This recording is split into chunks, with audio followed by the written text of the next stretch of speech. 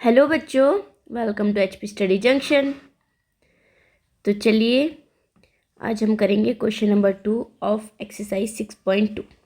ठीक है, क्वेश्चन पढ़ लेते हैं। क्या है? इन फिगर गिवन है हमें 6.24। In figure if A B parallel to C D, हमारा अगर ए बी किसके पैरेलल है? सी डी के पैरेलल है। और जो ये ई एफ है वो परपेंडिकुलर होता है, परपेंडिकुलर का साइन परपेंडिकुलर है सी डी के ऊपर, यानी ये जो ई एफ है किसके परपेंडिकुलर है? सी डी के ऊपर। परपेंडिकुलर जब भी होगा तो 90 डिग्री का एंगल फॉर्म होगा। ठीक है, और गिवन है एंगल जी ई डी। जी ई डी कौन सा एंगल होगा? जी ई डी, यानी ये वाला एंगल होगा। कितना है? 126 डिग्री। अब कह रहा है find angle A G E, G E F and F G E. A G E, let me mark कौन कौन सा एंगल है। ए G E, this angle, right? And the second angle is GEF, GEF, this angle, okay? And third angle is FGE, FGE means this angle, okay? तो हमें ये तीनों angles निकालने हैं।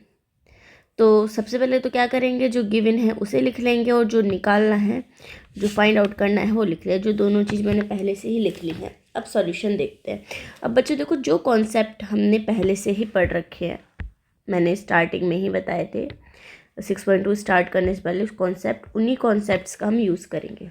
ठीक है, तो देखो हमारे पास है A B parallel to C D. Since A B किसके पैरेलल है? सी डी के ऊपर। देयरफॉर हम क्या लिख सकते हैं कि हमारे पास जो ये वाला एंगल है जी ई डी, वो किसके इक्वल होगा? This angle will be equal to the this angle which is A G E. Means क्या कहने का है? एंगल ए जी ई किसके बराबर होगा? एंगल जी ई डी के। क्यों होगा? ऑल्टरनेट एंगल्स हैं भाई, ये ऑल्टरनेट एंगल्स इक्वल होते हैं ना हमारे, पढ़ा है हमने, बहुत इंपॉर्टेंट कॉन्सेप्ट है ये। तो क्या है हमारे? ऑल्टरनेट एंगल्स हैं इसलिए इक्वल हो गए। अब एंगल ए जी ई तो ऐसे ही आ गया, बट जी ई डी की वैल्यू तो हमें ऑलरेडी गिवन है ना, दैट इज़ 126 डिग्री। यानी ए जी ई क्या आ गया हमारा? 126 डिग्री। एक वैल्यू तो हमारी ये निकल गई, हम इसे ब्रैकेट पे बंद कर देते हैं। ठीक है, अब दूसरी वैल्यू निकालते हैं। जो हमें जी ई एफ निकालना है और एफ जी ई निकालना है। देखो बच्चों, ना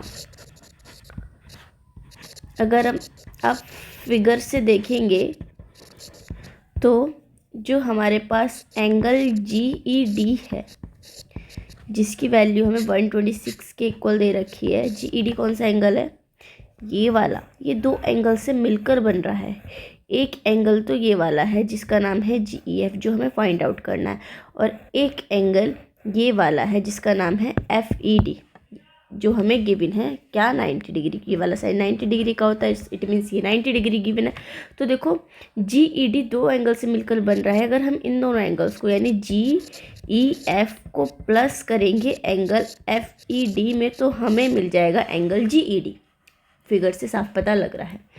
अब वैल्यूज पुट कर देते हैं। जी ई डी की कितनी है अपने पास? 126 डिग्री है, ऑलरेडी गिवन है।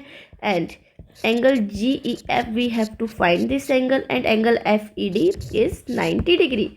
Then angle GEF is equals to में 126 डिग्री माइनस 90 डिग्री।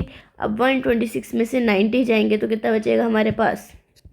36 डिग्री। यानी हमारे पास दूसरी वैल्यू भी आ गई GEF की, जो कि कितनी आई? 36 डिग्री। दो एंगल हमारे निकल चुके, थोड़ा ऐसे लिख के दोबारा साफ साफ लिख देते हैं। एंगल जी ई एफ हमारे पास निकल चुका है कितना?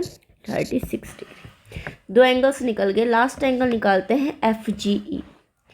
कौन कौन से निकल गए बच्चों हमारे? ये निकल गया, ये निकल गया। अब now we have to find this angle. ठीक है, एफ जी ई। देखें ये क्या है? Parallel lines. ये क्या है? ट्रांसवर्सल। तो ये वाला एंगल और ये वाला एंगल दोनों का सम 180 डिग्री के इक्वल होगा कि नहीं? ऑफ कोर्स होगा। क्यों होगा? Because these angles are nothing but the co-interior angles and sum of the co-interior angles is equal to 180 degree. co-interior angles का सम किसके इक्वल होता है? 180 डिग्री के इक्वल होता है। और ये दोनों एंगल्स क्या है हमारे? co-interior एंगल ही तो फॉर्म हो रहा है इन दोनों एंगल से। तो बस वही कॉन्सेप्ट हम यूज़ करेंगे।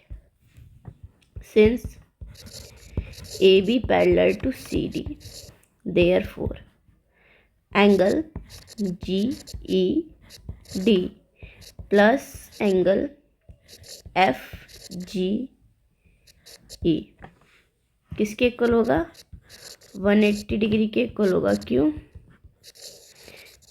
क्योंकि ये क्या है हमारा? सम ऑफ को इंटीरियर एंगल्स है।